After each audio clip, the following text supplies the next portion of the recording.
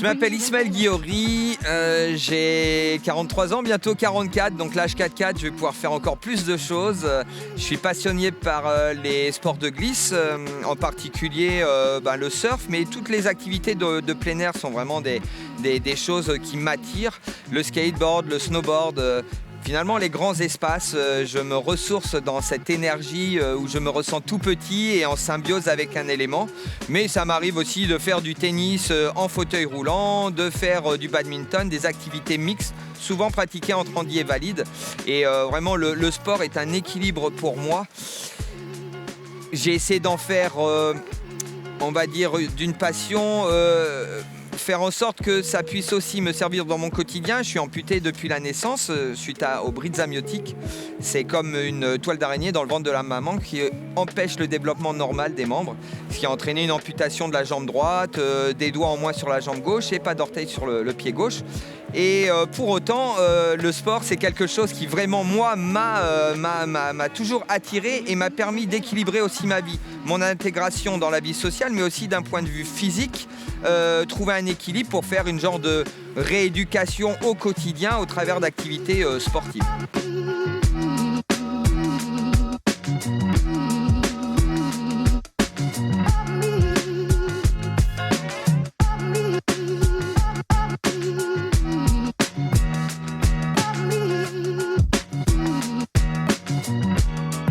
Comme tout le monde, il faut que moi j'aille et que j'apprenne et que j'accepte de tomber. À un moment donné, moi je tombais aussi parce que j'étais un débutant, mais aussi parce que ma prothèse n'était pas adaptée.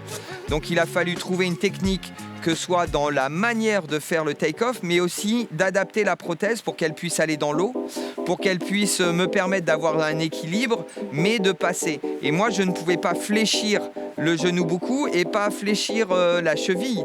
Donc du coup, vu que c'était raide à ce niveau-là, ça m'a pris 3 ans pour dire mais pourquoi je tombe ? Il faut que j'analyse vraiment ce que sont mes forces et mes faiblesses et compenser mes forces et entraîner sur mes points forts. Et là, j'ai dit, peut-être qu'il y a une solution simple. J'ai pris une vieille prothèse. Ce que peuvent pas faire les valides, c'est se raccourcir la jambe. Mais moi, ça pose aucun problème. Je prends une scie à métaux. J'ai coupé le tube, j'ai raccourci ma longueur de tibia. Ça frottait encore. J'ai coupé la pointe des pieds. Le but, c'est pas de marcher sur la planche, mais c'est d'être bien stable pour pouvoir glisser. Et je suis retourné à la plage ici, qu'on voit derrière, à Pontaillac. Je suis allé surfer et je suis tombé. Et là, j'étais super heureux. Pour à l'image, mes amis qui étaient à l'eau avec moi, ils ont dit il tombe comme d'habitude. Sauf que là, je tombais comme les autres. C'était plus un problème de ma jambe était passée. Si je suis tombé, c'est juste qu'il faut que je renouvelle cette expérience. Et au bout d'un moment, je vais réussir à surfer comme tout le monde. Mais j'avais cette conviction. Et puis voilà, l'aventure commençait vraiment du surf debout sur une vague à Pontaillac.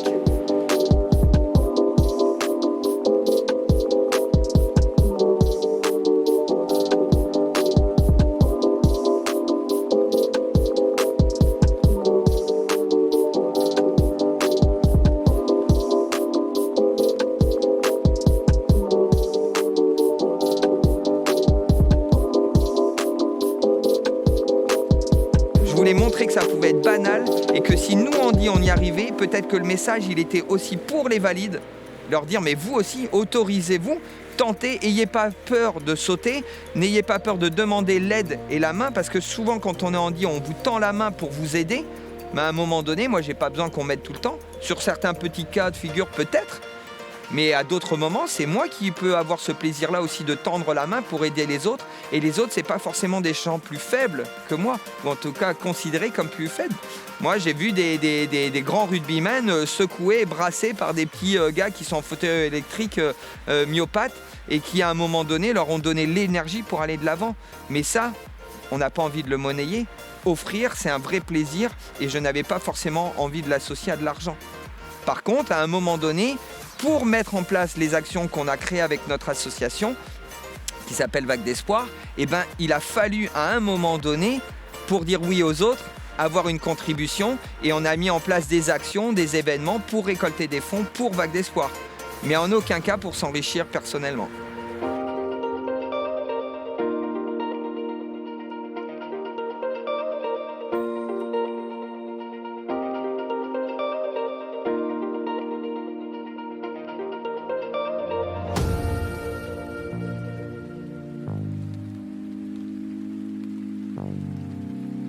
notre message, il ne s'adresse vraiment pas aux personnes handicapées. Nous, nos actions, elles ne sont pas faites pour les personnes handicapées. Elles sont pour créer la mixité, créer un prétexte. On peut dire plein de vérités avec des super beaux témoignages, avec un discours bien rodé, bien illustré. Si derrière, l'invitation se fait dans une salle froide, -1, les gens ne vont pas venir. Nous-mêmes, les personnes handicapées, on n'ira pas. C'est un constat. Donc il fallait à un moment donné créer l'envie. Dire aux gens, rejoignez-nous sur la plage, ou qu'ils passent eux à la plage et qu'ils nous observent, ils voient les actions que l'on mène. Si ça sent bon, la crème solaire, les vacances, les bikinis, la plage, la bronzette, la sieste, c'est quand même beaucoup plus atterrant que d'aborder d'une manière très éthique le vivre ensemble. Nous, on s'est dit, voilà, il faut le faire, mais nous, on va s'occuper de la partie un petit peu légère. Et c'est cette légèreté qui, pour nous, est une arme de construction massive. Parce qu'au final, aller voir les gens en leur disant on vous invite à surfer, et que ce soit un gars à qui il manque un bras, une jambe ou un aveugle qui t'apprenne à surfer, ça replace quand même pas mal les choses.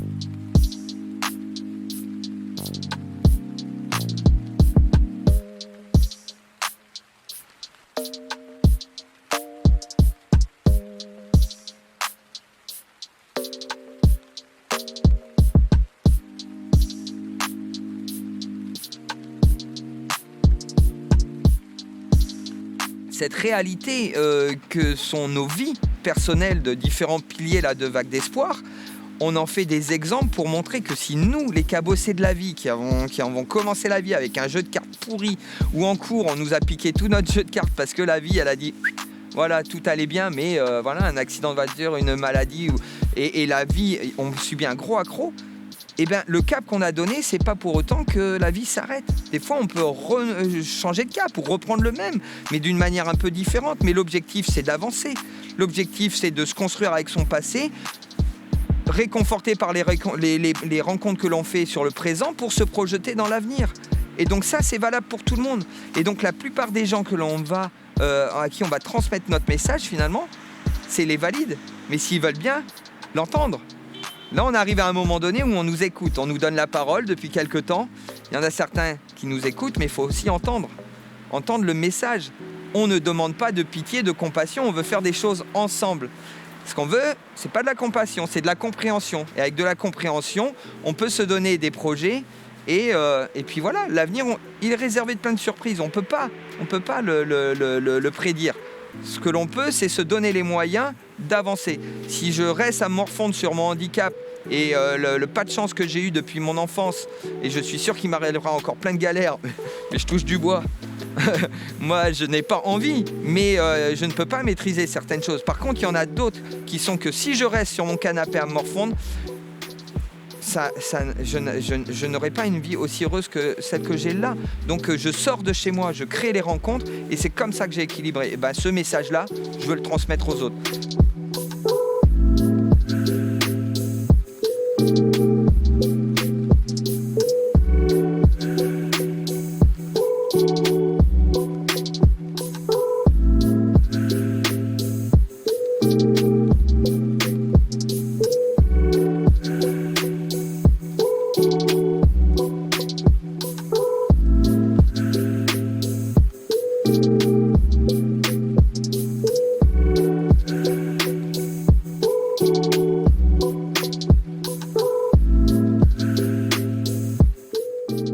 Pour moi, la folie, c'est peut-être d'arriver à faire comprendre aux gens que la simplicité est une saveur extraordinaire. Et c'est peut-être ça, moi, mon rêve un peu fou.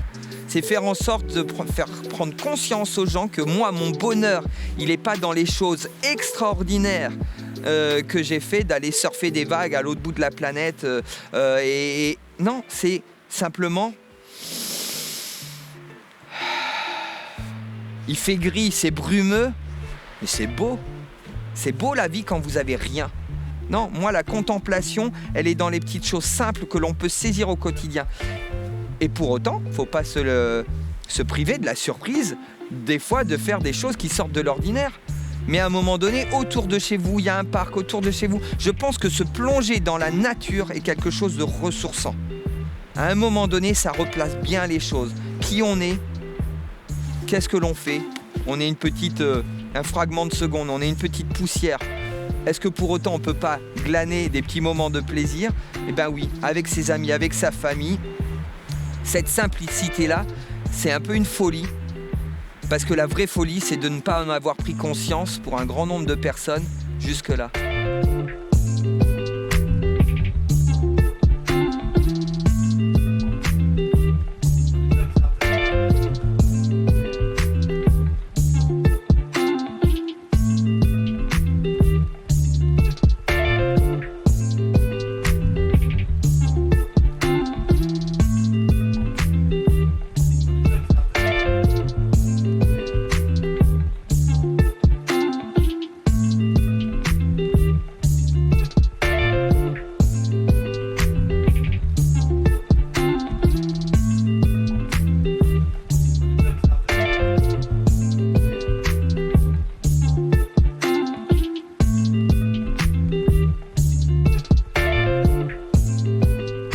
Mais pour moi, comme je dis, les grandes choses, c'est juste d'être l'homme le plus heureux du monde.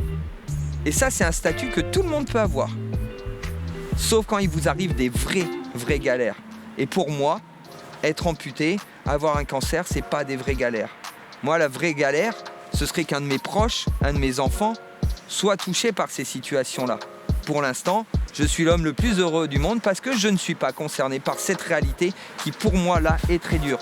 Pour autant, j'ai dans mon cercle d'amis des gens qui arrivent à passer malgré cette injustice-là, malgré des gros coups durs qui vous tombent dessus. Quand on reste vivant, qu'est-ce qu'on fait de notre vie? Eh ben, avançons. Il y en a qui disaient « Yallah ».